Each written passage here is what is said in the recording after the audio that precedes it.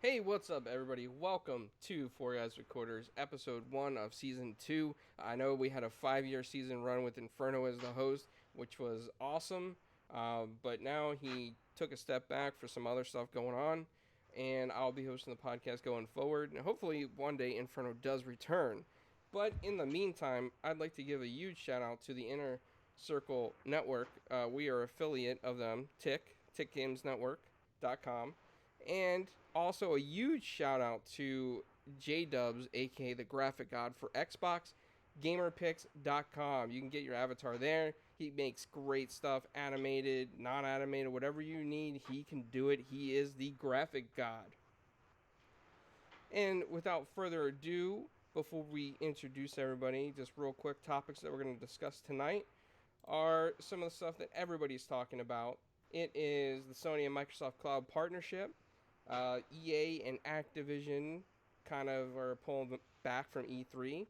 Call of Duty Black Ops 5, Treyarch, Minecraft Earth, and some quick stuff on Rage 2. And without further ado, I'd like to welcome back ZPCI Assassin, who's never missed one episode of Four Guys Recorders. He's even outdone me. What's up, buddy? Hi. And Classic intro. yeah, that is a classic intro, right? You were supposed to change that, I think. Yeah, but now we're on season 2. We have to go back to the basics. Well, that's true. Is that how that works? Yes. So he's gonna do 5 years of hi. Is that Yep. right? I might switch it up a little bit. I might say hello. Wow. Proud of you. Thanks. And Oh. I'd like to welcome back Zebra Fries, aka Taylor. Welcome back to the show. We missed you. Hi. I missed you guys too. I'm so excited to be back. Thanks for having me back. Absolutely. So Mondays is going to be our permanent time around 5 p.m. Eastern, as long as we don't interfere with anybody else's podcast. And Taylor, go ahead and let everybody know what you've been up to. So, I left the podcast last year, went to school for cosmetology. Doing that now, got my license. That's pretty fun. Also, started up my own podcast. Just posted my second episode yesterday. It's called The Sunday Hubbub. Go ahead, go check that out. Started up with a bunch of people I met in Arizona. We're part of the Rooster Teeth Arizona community. Obviously, all of you guys who knew me from previously being on the show know that I absolutely love Rooster Teeth. But yeah, the podcast is really freeform. It's about really anything and everything. For the most part, we're going to focus on entertainment in general. So the first episode that we put up was just kind of like getting to know us, introducing us, and the second episode, all we did was really talk about Marvel. So if you guys are Marvel fans, that's a good episode for you guys to go check out. I have no idea what episode 3 is about. We haven't talked about that yet. So, yeah. That's awesome. Yeah, huge Marvel fan here, and Assassin, I think, is a fan of the movies. Assassin, any comment on that? Love the movies. Love them. Oh, but if you haven't seen Endgame, which I don't know why you haven't yet. If you haven't, because it's been like a month and a half, don't watch it. Because we talk about all the spoilers ever. You heard it here, folks. So if you go watch her podcast, don't watch the podcast till you watch Endgame. Haven't watched Endgame. Okay, yeah, that too. And Assassin, what have you been up to, man? Sea of Thieves. Gotta get those fish. Oh yeah, man. I've been watching your streams on huge shout out to twitch.tv/ZPCI_assassin. Been watching his streams on fishing, and the guy is a fishing master. He's even got some cheap shots on how to get fish real fast and get those things handed in. Yeah, all for a quarter, 25 cents. Yeah, whatever. So, Well, all right, so we'll get right into the topics then. So, I mean, there's been some pretty big news that has broken recently, and I think it shocked a lot of people. And that is the fact that Sony and Microsoft kind of partnered up on this cloud stuff. You know, like and they talked about various things like enterprise customers, AI, and then of course gaming stuff, streaming games, possibly TV, other things as well. My personal opinion, I think it's a great partnership that the industry is moving forward together. It puts the console war sort of behind us, that companies can work together to achieve a better goal in the long run. I don't think it has anything to do with fear from Google, Stadia, or anybody else or any other competitors. I just think Sony wants secure servers, and they want PS Now to be great, and they want to work with Microsoft on enterprise stuff as well. Possibly, I think medical equipment, since Sony has a lot of medical imaging equipment out there. Taylor, let me go ahead and ask you real quick. What do you think about this? Because I know that you've seen comments in the past of console war, Sony versus Microsoft and all, and now that they've come together, what do you think? Honestly, I was shocked to see Sony and Microsoft work together after like years of Sony saying things along the lines of them thinking they're better than Microsoft. I was really shocked to see them come together and be like, yeah, let's work together. So, Sasso, what do you think? I just want to know what Microsoft's getting out of this besides money. Like, I hope Sony will like teach Microsoft how to make some good games. So let's just hope that deal goes with us. But I mean, it is nice to see Sony partnering with Microsoft to bring a better service, I guess, to the PlayStation guys, and hopefully, they'll get some good things out of it. And who knows what the future might hold on everything else. Yeah, I think so. I mean, especially with PS Now, right? Because I know that I think you've tried it. I know I've tried it. I don't know if Taylor tried it, but when it first launched, I mean, the latency was pretty bad on PS Now, and it was something I really wanted to enjoy because I like going back and playing stuff, whether it's PS3, whether it's backwards compatible stuff, whatever it is. I like playing older titles, and the latency was so bad in some of the Ratchet and Clank stuff that I had a very difficult time playing it. And I think with this Microsoft Azure partnership, I think it's going to be pretty smooth sailing going forward, and hopefully they get all the games up and running on PS Now on Azure so that this can take place for us gamers. Sasa, what did you think of PS Now when you tried it? I tried it when it was in beta form, like really long time ago, and I think I played a game, and then I quickly never went back. That's how bad it was. I see some comments in the chat about the volume being kind of low, so I raised it a little bit. Let me know if it's too loud for you guys, or if it even affected it or whatnot. And Taylor, have you ever tried PS Now? no, the only time that I've actually owned a PS or like a PlayStation is the PlayStation 2. And then my ex had a PlayStation 4, but we never used like PS Now or anything. Do you think, for you personally as a gamer, do you think like game streaming is going to be a big thing going forward for you? Probably. I mean, like, I'm sorry, I just lost my train of thought. But on Xbox, I mean, I have, what is their streaming service? It's gonna be xCloud when it comes out. Yeah, I was looking into getting that. So I mean, yeah, I think that's going to be pretty smooth with Microsoft and Xbox backing that up right off the bat. Exactly. I'm sorry, I haven't been feeling well all day, so my train of thought is not the best at the moment. Oh, that's You're right. fine.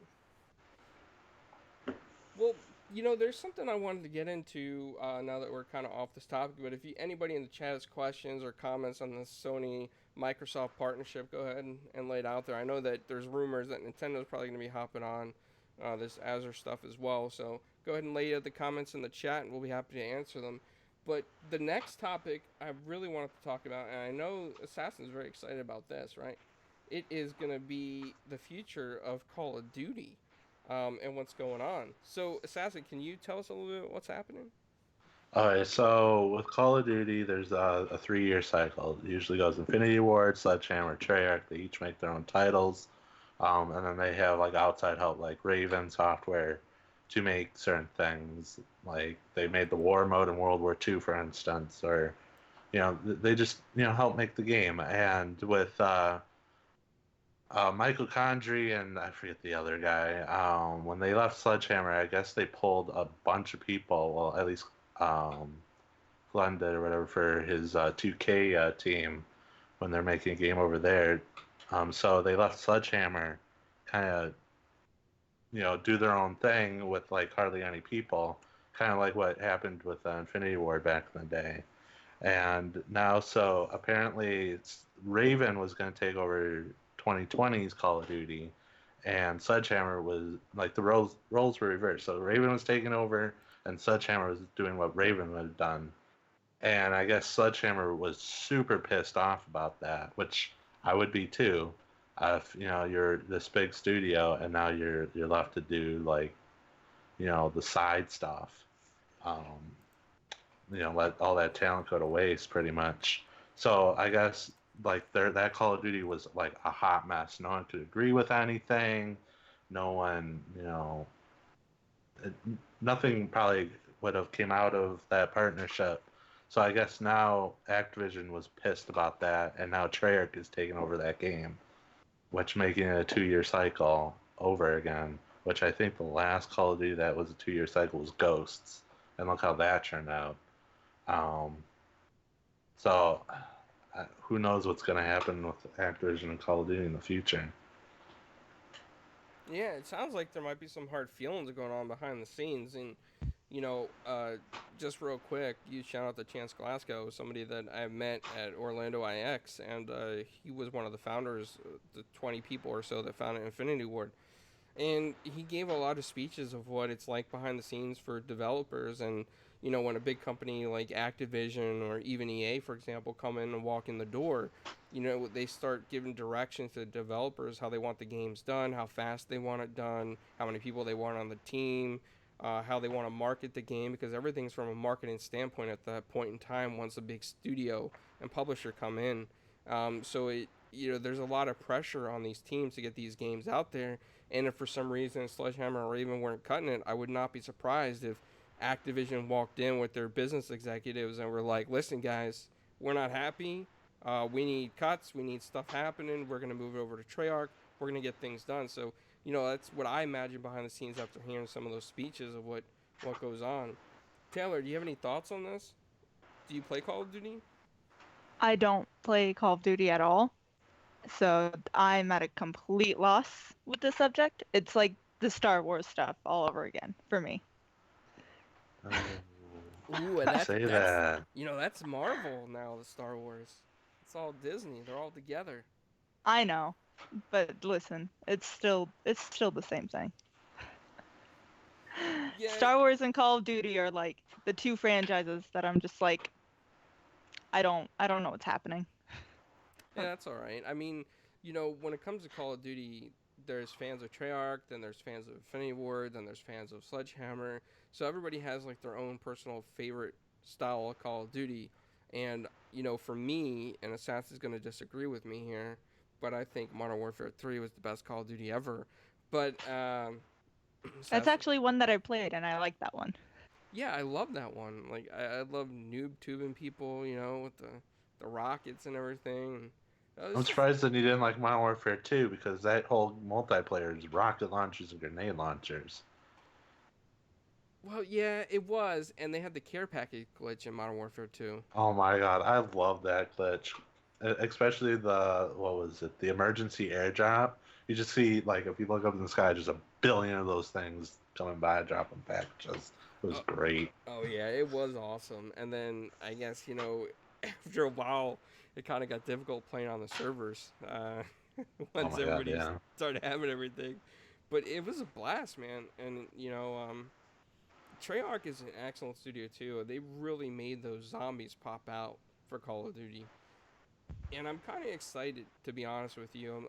I personally am not a huge fan of Sledgehammer, so I'm kind of happy that Treyarch's, taken over.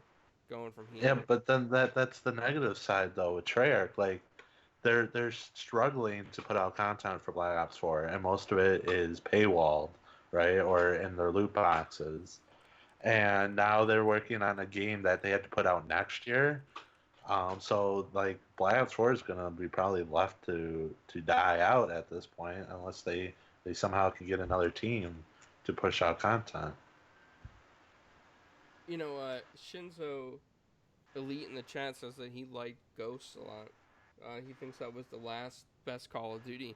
And, I know this is an unpopular opinion, but I enjoyed Ghosts as well. What was the dog's name in Ghost Assassin? Riley. Riley was awesome.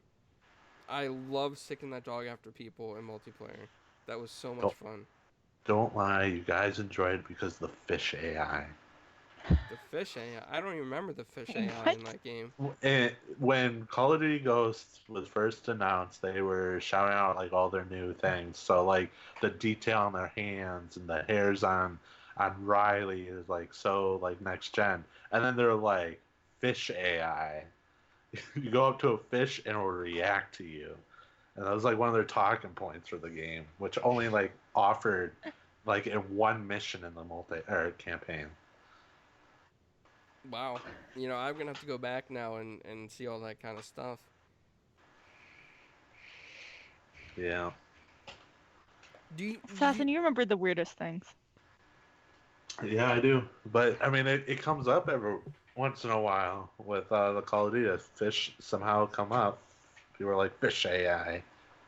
Next-gen features. If Daz would have done the fish in Mortal Kombat and just stood still and let me beat him, I would have had a chance, Assassin. He wouldn't even let me, teabag him. You can still probably teabag him between his one same move over and over again. Oh, I think Assassin's calling you out, Daz. For the Mortal Kombat Championship. Well, Assassin, do you think that the next Black Ops is going to have, like, a really good zombies? No. So, I mean, it could be two different ways. So, either they cut content from Black Ops 4, which supposedly there was huge leaks that there's going to be another Zombie Chronicles. Like, they probably, if that's true, they'll probably cut that and put in Black Ops 5, or Black Ops 5 won't have zombies. I think if they didn't have zombies, I think that would hurt Treyarch's image just a little bit, because they've been known for zombies throughout the community. Do you think... but Treyarch is ruining their own image, at least at the moment, with all the microtransactions, the Black Ops Pass being an absolute joke and a ripoff, the zombies mode. They showed off features when the game was revealed a little over a year ago now, and that's still not in the game. And the lack of content and updates for zombies, I mean, people are pissed. Like, all the attention right now is at Blackout. Well, do you think that there's a lot of push from Activision, though, with those microtransactions? Do you think that's like a marketing thing that Activision is really pushing hard on these studios? So there was an article that came out saying that Activision was testing the waters for their future games with Black Ops 4 and see how far they can piss off everyone. And like, I understand like you kind of have to do that to see if maybe you'll get more money, but like I think Treyarch has some kind of say in it, and I think Activision is forcing them in some way, shape, or form, and I think that's where all their time's going to. Is to make Activision happy. Taylor, do you have any thoughts on that with the way loot crates have been in Call of Duties? Have you heard anything? No, I haven't heard anything about loot crates in Call of Duty specifically.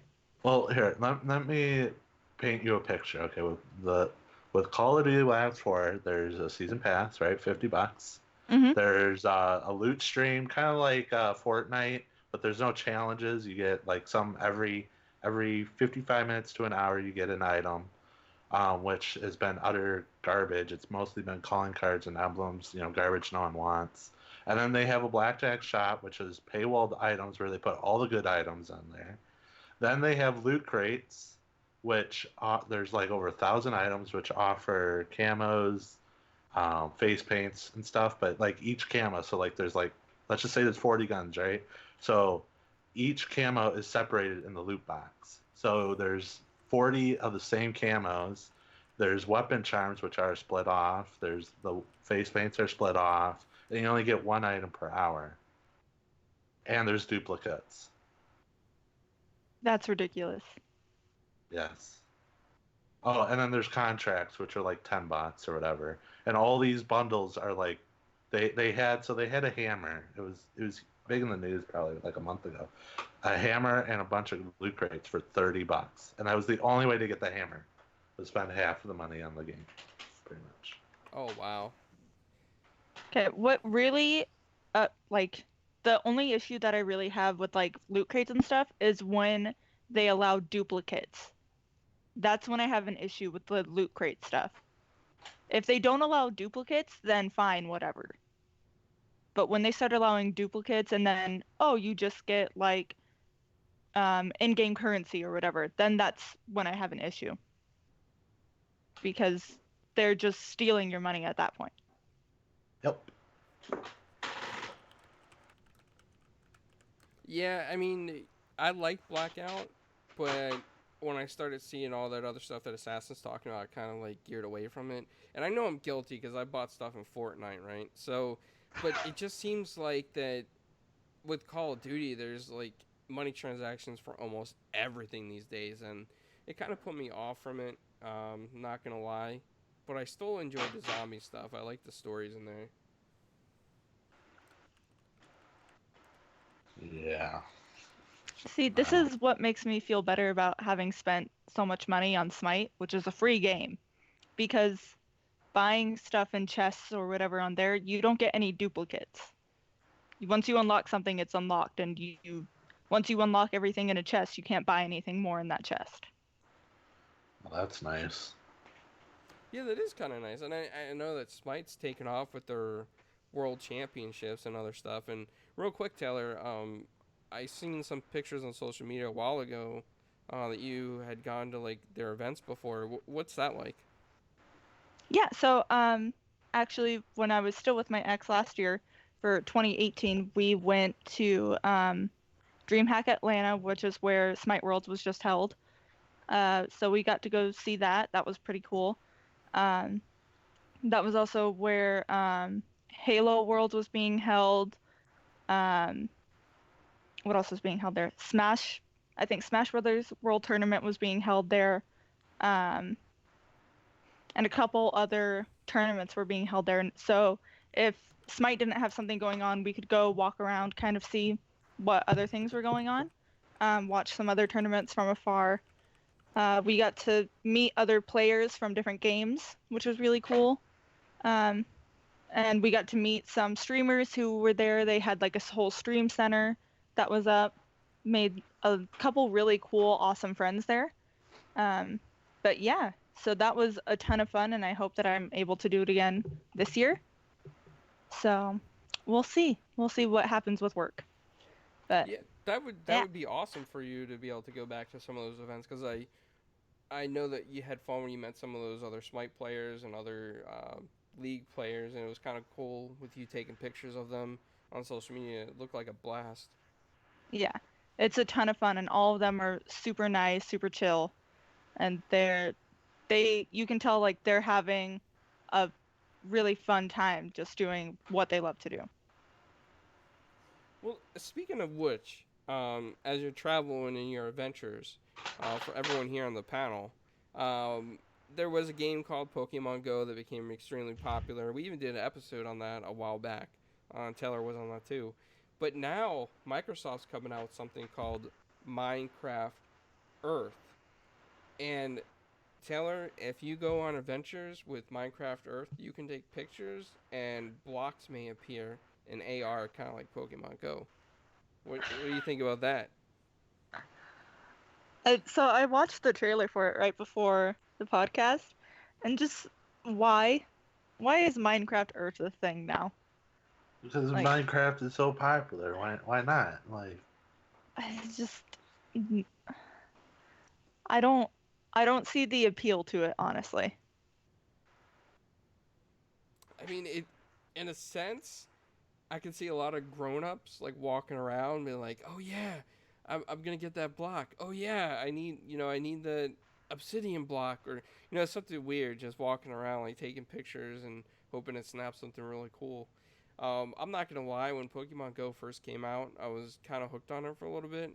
I did some stuff to like get Pokemon, probably in ways that Assassin would say I shouldn't have done. He would say it's not legit, so you should quit, kind of thing.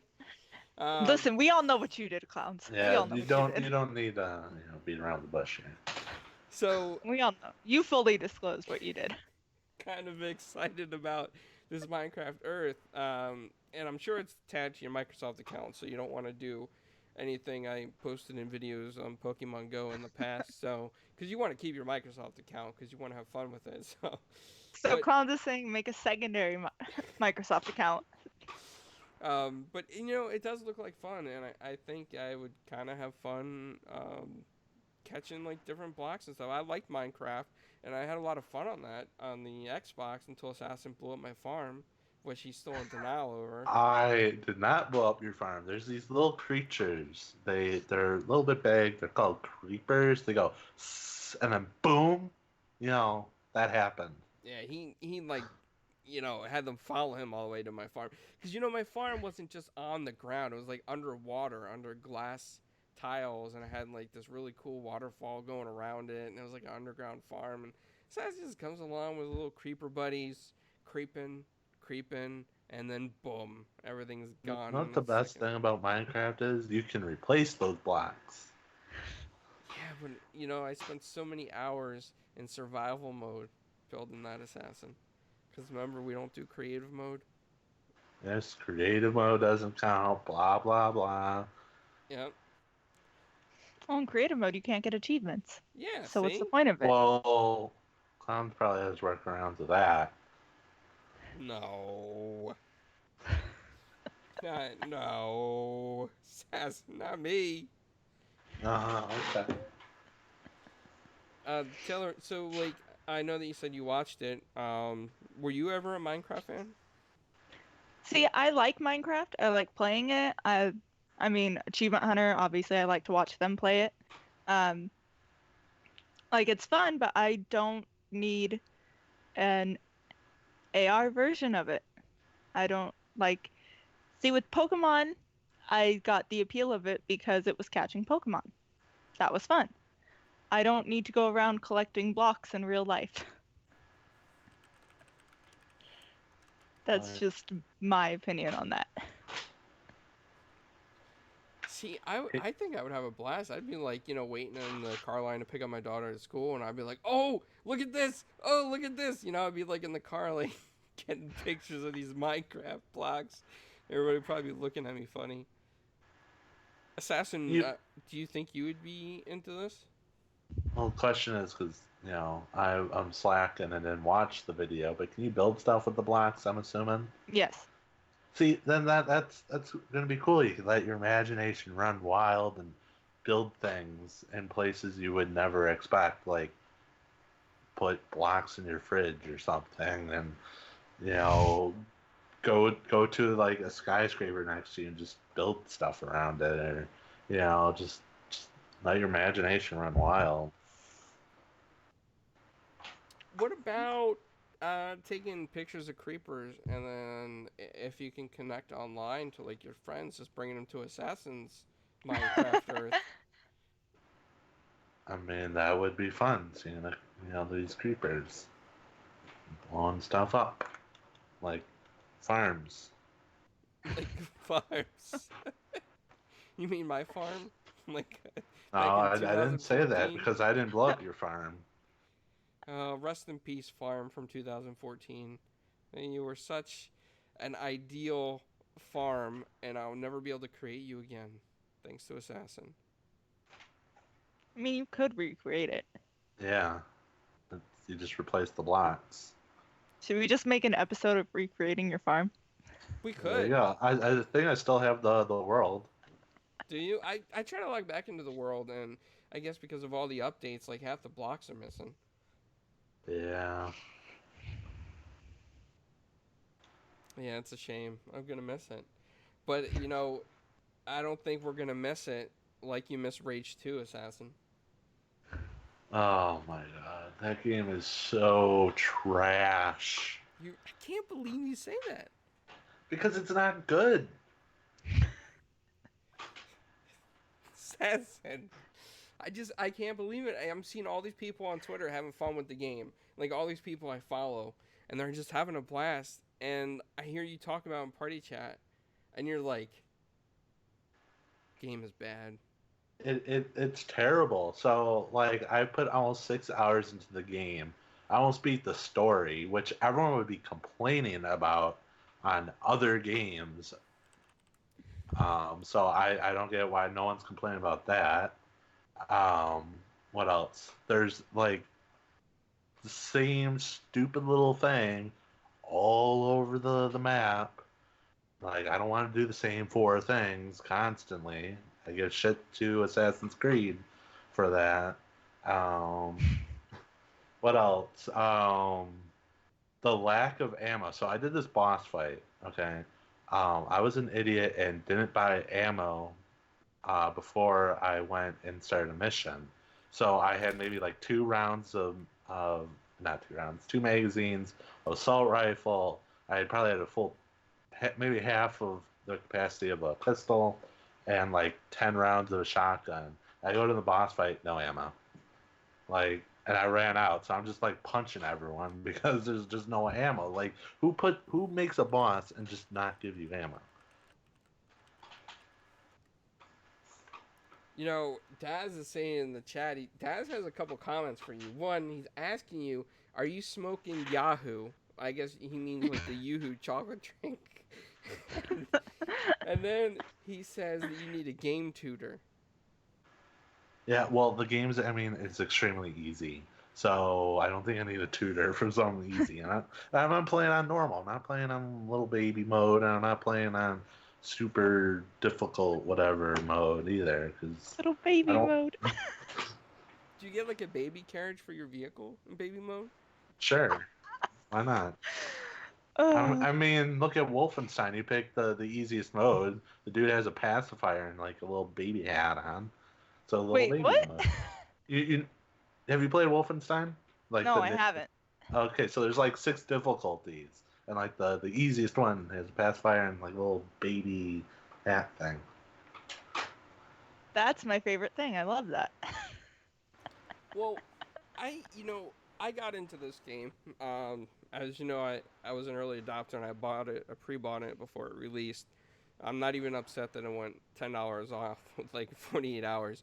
And I gotta say, like, I'm having fun with it, but I've only been in the game for maybe about 40 minutes on like your 6 hours, so I can't even compare to what you've seen.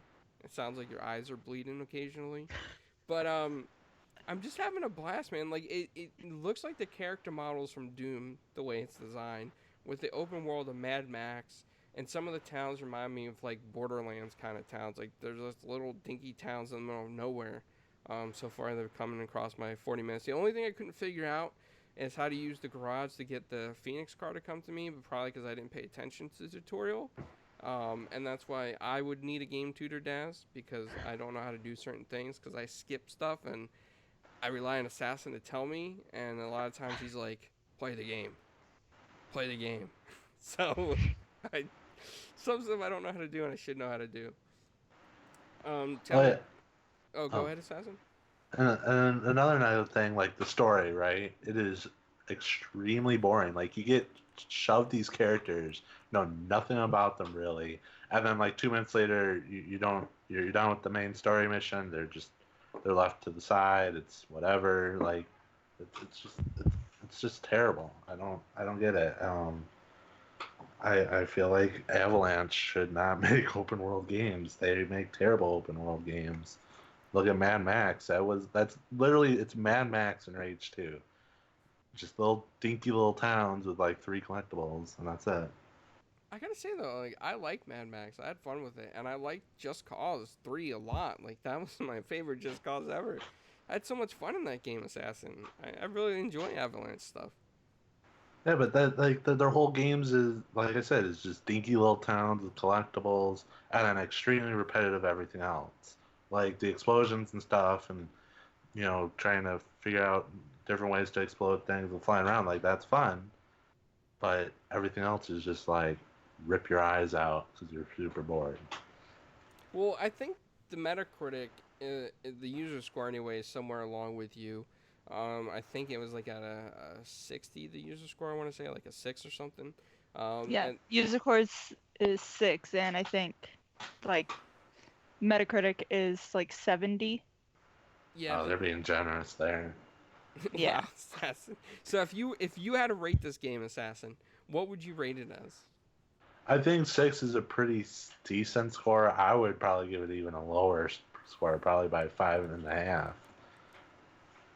I think the only redeeming quality, I think Doom does really good game, or id Software does really good like gunplay and stuff, and that transferred over really well to Rage 2. So I think that's the only redeeming quality of this game. Do you see yourself completing this game? I mean, I probably have 30 minutes left of the campaign, so I'll probably finish it tomorrow. And then I'll probably uninstall it so quickly. Like, Wow. Flash would be impressed of how fast it would be going. Well, you know what, Taylor? It sounds like that he hates this game more than Dishonored. I know. Dishonored has no redeeming qualities. How Rage dare 2 you? at least How has dare you? one redeeming quality. How dare you? Corvo is a legend, and I love him, and I love him forever. What Same with that. I gotta say that I completely disagree with Assassin on Rage 2. From my 40 minutes in it so far, I'm having a blast. I think it was worth the $60 pre-order, and I like the character models. I like the gunplay. I like the vehicles. I like the explosion. I like driving around like I'm Mad Max, and it just kind of feels good to just run over stuff and people. Only in video games, not in real life, of course. But Taylor, I'm glad you clarified that.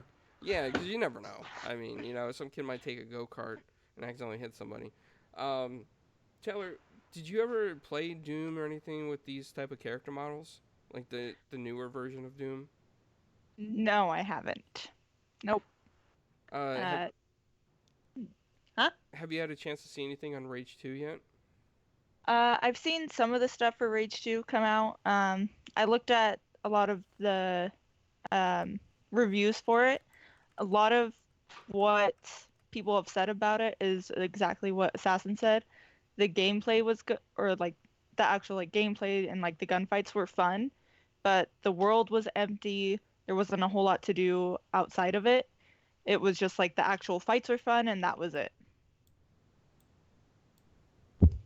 Xbox says the volume is low. All right, I tried raising it. Hopefully it's better now. I'm still learning the OBS expert. I'm not as cool as Inferno and you and Stinger and everybody else, but I'm trying to get there. One day I'll get there. It is a better start though since the Assassin episode where I had my mic muted the whole time. So it's a good start. Yeah. Man, I wish I was there for that. That would have been really funny. Oh yeah, it's 45 minutes of him talking to himself. But I think he is right. I think it was with the Division beta that we were talking about, because he was talking about like what he hoped the end game would be and everything. And of course, I didn't say a word, or I did, but nobody just heard me. I think you did, and I was answering you, but no one heard you. So they're like, "There's two assassins here." Only in your mind, Assassin. Yeah. To all the people that just dumped in the chat, we were talking about Rage 2 and how Assassin doesn't like the game. He says 6 out of 10 is a pretty decent high score for the game. I think that means he'd probably rate it a lot lower. But, yeah, so, I mean, like I said, I'm having fun with it. Anybody has questions on Rage 2, feel free to drop it in the chat. You can always ask Assassin, the expert on Rage 2, who loves all video games, regardless of the mechanics and the dinky little towns and the side things to get in those towns. Yeah. Assassin video game expert. Well, I am. Well, you know what is missing, and it's definitely not Rage 2 Assassin. It is EA and Activision from E3. And I know this is kind of like our last topic that we're getting into, and the only thing I got from anything in Activision for this episode is just, back to the Black Ops picture. But, um, it just seems like to me, Xbox is really going hard at E3, and they want to have a fantastic E3. They want the fans to be excited, and I think Xbox is one of the only companies bringing so much hype for E3 this year. It seems like everybody else, like Activision, EA, and Sony, they're kind of like diminishing the value of E3, and with EA and Activision specifically this time, they're only going to have meeting rooms but no booths at E3. And I want to get the panel's thoughts on this and the chat's thoughts on this. So I'll start with you, Assassin, because I know that you look forward to E3 every year and you're always watching it as well. What do you think about this? Well, I mean, EA hasn't been technically a part of E3 for a very long time. They have that EA Play thing with no conference this year. So, I mean, they still have stuff going on. As for Activision, like, I feel like they're so behind with everything for this year. Like, they haven't revealed this year's Call of Duty. They're putting more hype into Call of Duty Mobile for some stupid reason. And then they have the Crash game coming out, I think, early next month. So, I mean, they really, like, why spend all the money for a big area trying to, get all these stations up for a game that they haven't, even shown. I know they're having a panel sometime during E3 for Call of Duty, but who knows if that's even multiplayer. It could just be like what they did for Black Ops 4 last year, but just at E3. What do you think, Taylor? I know that you pay attention to what's going on in the industry, and do you think that this is a sign for E3, or you think these just companies are clueless to how powerful the message at E3 is? So, I mean, E3 has started to kind of lose its value, I feel, with companies trying to have their own conferences, and people will still follow those companies to their own conferences because they want the news for those companies and they're going to get them wherever that company decides to go. So the issue that it has comes to the people who own E3, where E3 makes majority of their money for them. So that's the issue that I kind of see there, is how is E3 affecting their parent company? And how is that going to affect the rest of the industry? That's where I kind of start seeing that split. Yeah, I'm kind of with you guys. One, like Assassin said, is that it seems like that, these companies really have nothing to really show. I know that with Bungie pulling away from Activision as well, it just seems like that Destiny 2 is not going to be a hot topic for Activision. And the other stuff that they got to show, like the Crash and the next Call of Duty stuff, Call of Duty Mobile, people are going to like it regardless whether it's at E3 or not, and they don't need the press coverage, I feel. As far as EA, I'm not really sure why EA feels like it's a good idea not to have boots at E3. Especially, like, I'm excited about the next Plants vs. Zombies. I mean, they've teased some stuff about it, so I'd like to see some stuff at E3, but maybe it's just not ready. And I feel like that these companies are relying heavily on influencers and streamers lately. They feel like they don't need the press coverage like they once had.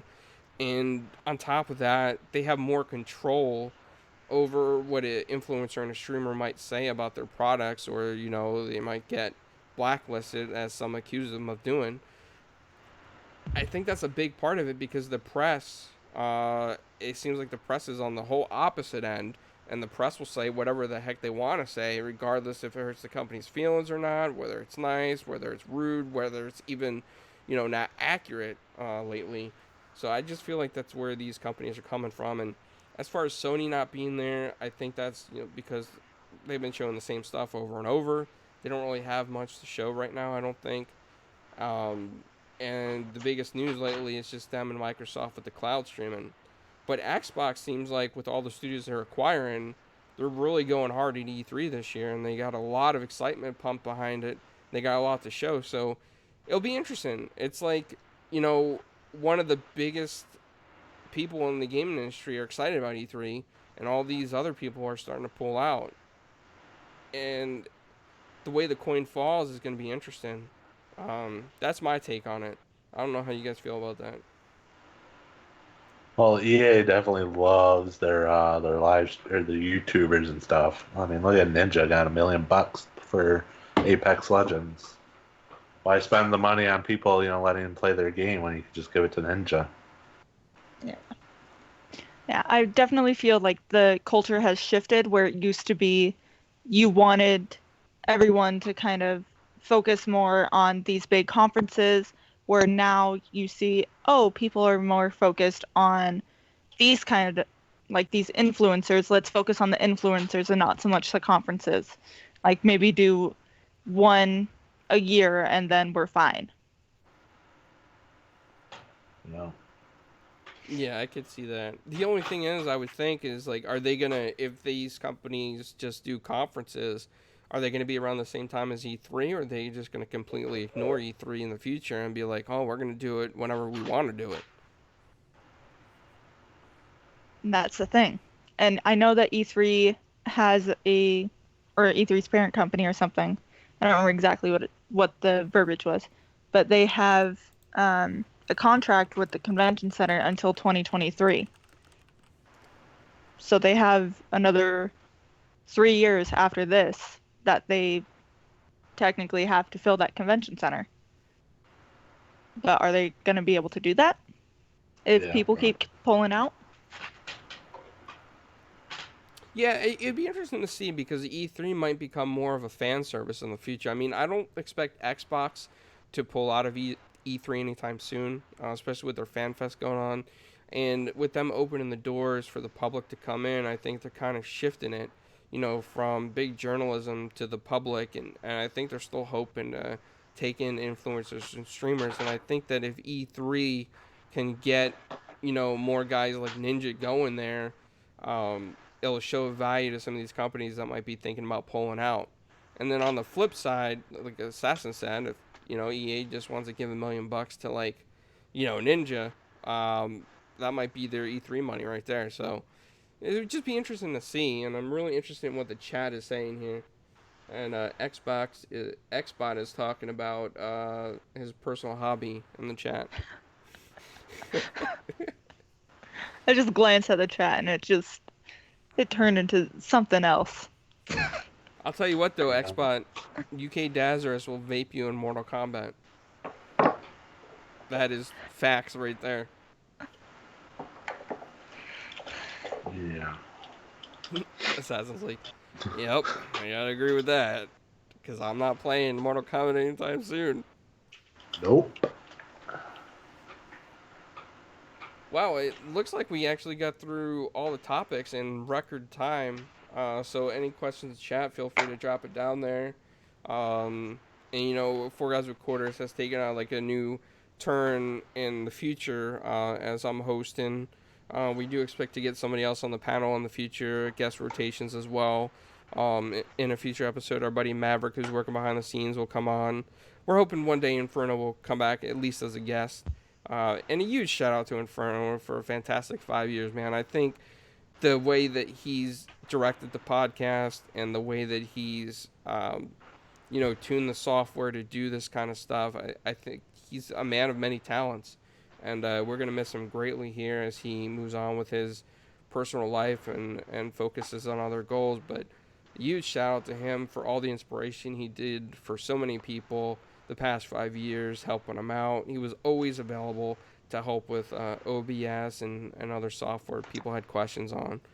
And I know behind the scenes, Assassin and I, we've talked a lot about this, and we're just going to miss him, man. Really great guy. It sounds like you're saying like he's dead. I know. I know. Like it we're having a sounds that way, memorial right? or something from. We're gonna, start lighting candles or whatever. The Kumbaya candles. I know. I mean, even for my podcast, Inferno made up the logo for me. I didn't even ask him. He was like, "Well, what do you want it to look like?" And I told him like a general idea, and that I was gonna look for someone. He goes, "Oh, don't even bother making it right now." And I was like, "Oh, well, thanks." Yeah, I Wow. mean, that's something that, Inferno was always there for friends and stuff, and he always helped people behind the scenes. And like Assassin said, it feels like that I'm kind of like giving a memorial in his name, but, for his personality and his podcasting personality, I just think he was an amazing dude. Behind the scenes, we're all still friends with him. It's just that we just won't be seeing him on podcasts much, and it kind of, for me personally, it kind of hurts a little bit because I think over 5 years we've grown close to him. But I completely understand his reasons behind everything. And I just really wanted to give him a huge shout out because I want to say the last 5 years has been epic for Four Guys with Quarters. Yeah. I agree. Yeah, Indy, I see your comment in the chat. I think we all feel that way, man. He did leave some words that in the future, he always hopes there's a spot back open for him, and of course there will be. And I appreciate everybody coming out tonight for Four Guys with Quarters as we start the next season officially, hoping for another great 5 years here. Really excited that Taylor's back on the panel, excited that Assassin came back. I couldn't ask for better panelists, and I hope that everybody here in this chat in the future that listens to us checks out their personal stuff as well. I mean, Assassin's been dedicated to streaming on his Twitch channel. Taylor's starting her Sunday Hubbub podcast. Hope I said that right. Yeah. But yeah, I mean, fantastic stuff that both of them are doing. Assassin, you want to give a shout out to your stuff? Yeah, so I stream on over at Twitch, twitch.tv/ZPCI Assassin. I'm an affiliate over there, so if you do subscribe, you don't have to. You get some emotes at Inferno Main. They're pretty cool. But yeah, I play a little of everything. Some days I don't know what to stream, but I mean, I get through it and it's fun. So. Taz says, "My name is Sass and Fish." I mean, lately on his Twitch channel, though, he has been showing people how to fish on Sea of Thieves because he's a master at it. And Taylor, go ahead and shout out your stuff again and what you're up to and what you're doing. Yeah, so just started a new podcast. The first episode is on my personal channel. It's called The Sunday Hubbub. Second episode is on the official channel for it, which is The Sunday Hubbub, also on Twitter at Sunday Hubbub. So you can also find all of it linked in on Twitter. So yeah, and I'll post it all on Twitter again probably soon. And they talk about some cool stuff, like she alluded to in the beginning of the episode, some Marvel stuff. Just not Star Wars, but Marvel stuff. Nah. Listen. Maybe I'll watch the newer Star Wars stuff, because Megan, my sister, said that it's cool. So maybe I'll watch that. Yes, watch it. There you go. I did watch all of the prequel stuff because Cameron made me, and then I watched 2 of the originals. But they're so difficult for me to watch. I can't. They're so difficult. It's hard to watch them. It's so hard to watch them. Do you fall Stop asleep? It. It's so difficult for me to watch them. I can't. Well, I did see Solo, which was also rough. Oh, that was a good movie. I liked it. Oh my god. Just go, Taylor. Just shoot. just shoot. I'm just kidding. Solo was actually good. I just wanted to say it's rough just to see Assassin's reaction. I gotta say though, I would love if you guys did a Star Wars episode. You get Jay, who's been on the show in the past, who did what was it called? Oh man, Nest Club Jay is his Twitter handle, but he did a fantastic show on Amazon Prime. He's a huge Star Wars fan. Get him and Assassin together. Get Megan on there. Drink some bacon flavored soda, and you guys will rock. You guys will rock. Oh yeah, that. bacon soda. Assassin, I'm gonna go buy a bunch of them and send them to you, because there's a place out here where I can buy bacon flavored soda. Bacon soda. Everything with bacon is good, except popcorn. Baking soda is not good. It is disgusting. It's like drinking bacon grease. Did you and Megan try that? No, me and Cameron did. Cameron made me drink a whole bottle of it, and I threw up. Well, did you drink it all at once? You just like chug it, or did you like take a sip and you're like, that's good? No, And I then- had to like sip it down, but he made me drink it all because he drank all of his bottle. Wow. That was abuse, and that was uncalled for. Oh man, you know what? It was awful. I'm still gonna try to get a partnership with the Rocket Fizz company so we can get some bacon flavored soda for all of us. I'm Listen, not you giving don't up need on to. that. I'll send it to you. I'll tell I'll you just what. send it to you. I will play Dishonored 1 and 2 in a row with bacon flavored soda. Okay, I'll send Why? you a 12-pack. Oh man, that sounds delicious. Oh god. Big D Max in the chat. Yes, we're gonna shoot for Mondays at 5 p.m. Eastern. That's gonna be the go time for 4 Guys with Quarters.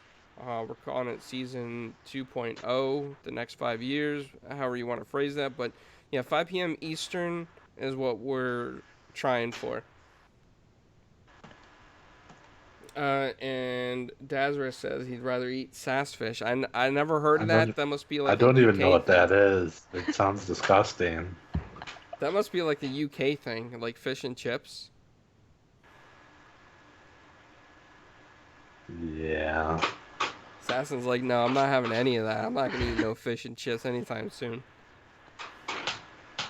I don't know. Fish is good, but I don't know what sassfish is or what he's talking about. That's alright. He's gonna drink a big bottle of Yoo-hoo as he downs some sassfish in Ew. the UK. He said kebab. And also a huge shout out to the Graphic God, aka J Dubs.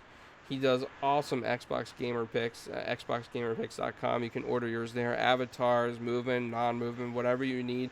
He's actually helped us out with the titles, scrolling behind our names. I forget the official name of it, Layer Thirds or something. But yeah, he's done all that for us. He's been a huge help in helping me with producing the show and getting us back up to the way Inferno had it. So yeah, we look forward to next Monday. Hope to see you all in the chat again. Tell your friends, hit that like button, hit that share button. If you like the show, hit that bell so you know when we go live. And check out Zebra Fries and Assassin at their personal channels and what they're doing. All cool stuff that everybody on this panel is working on. You can also check out 4GwQ Presents with me and Cody, aka Maverick. He's the one that's handling our PR now, where we discuss different comic book stuff.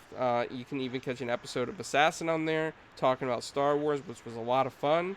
And maybe we'll have to get Taylor and some of her friends on to talk about Marvel and how awesome all the movies are, including Solo. Great movie, by the way. So yeah, so we look forward to seeing everybody again. Thanks for coming out and thanks for the support. We did turn on ads to support the feature of 4 Guys as well, so we can actually do more giveaways, get more into hosting on websites and stuff like that. But we're always working on the scenes in the background. And again, this is episode 1, season 2, and the clowns, and I'm signing off. Bye. Bye.